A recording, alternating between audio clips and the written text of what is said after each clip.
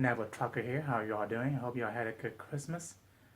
I just want to, talk to you real quick about my experience with the over-the-road training on the second week here with the trainer. And today is December 30th, and it's in the afternoon, about to head home here. And there's a beautiful sky out there, 40 degrees, sunny, right? So let's see what happened. We drove through a lot in South Carolina, North Carolina, and I think we went to West Virginia and Tennessee. So we pretty much stayed in the same area the whole week. We picked up some sheetrocks from Mount Holly and other couple places, and we dropped them off at a distributor. Distributor, and those are pretty heavy. And also went to Georgia Pacific a couple of times to pick up some plywood. And I don't know, well, I think one was plywood and one was sheetrock at two different locations. And we stayed at the plywood place for a little while yesterday and just saw how things work. It's pretty loud, lots of trees. I call it the tree slaughterhouse. I don't know, because you go in there and you see tons of trees being hauled in and being chopped up and refined and all that. So it's interesting. It's pretty loud again, muddy and dirty. A couple of times we didn't have to do a whole lot with tarping or securement, and a couple of times we had to do the whole thing, loading. Well, we didn't have to load, but tarping it up and strapping and all that. So, and we had a load yesterday. It was pretty heavy. I think about 80,000, almost close to 80,000 pounds. We were up there, and let's see, and oh yeah, then we were going up and down this big mountains a couple times in, I think, North Carolina near Asheville, and that's some monster mountain that I've driven in a 80,000 pound truck so far. So I've become a good friend with 7, 8, and 9th gear, because you're gonna need those.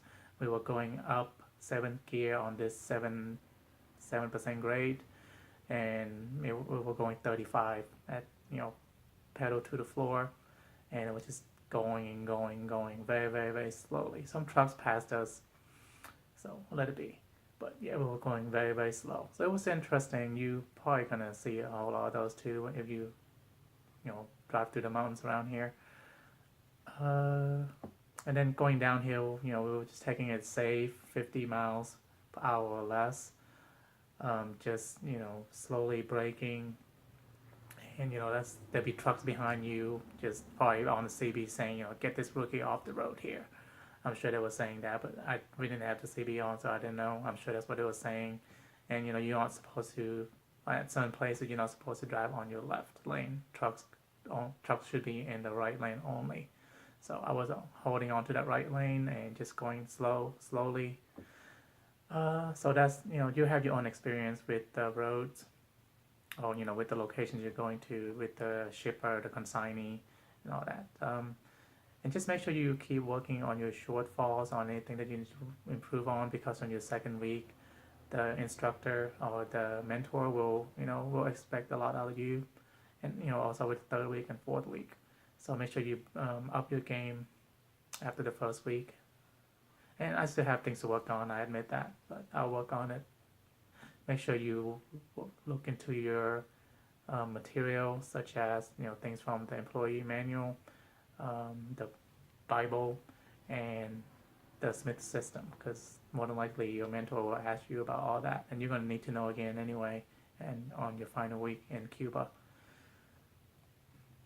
Now I'm talking about the comforts, and nothing has changed.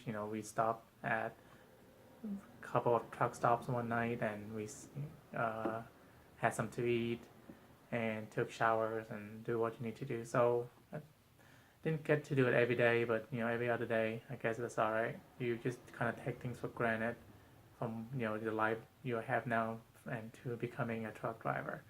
All these things that you have at home just completely change out here in the trucking world, because you don't have any of that on demand that you need to.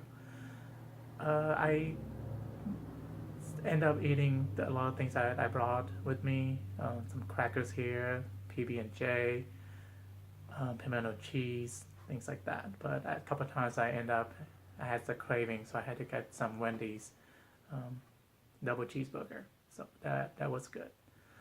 And they say that you gain weight if you become when you become a truck driver. I feel like you lose weight if you maintain what you eat.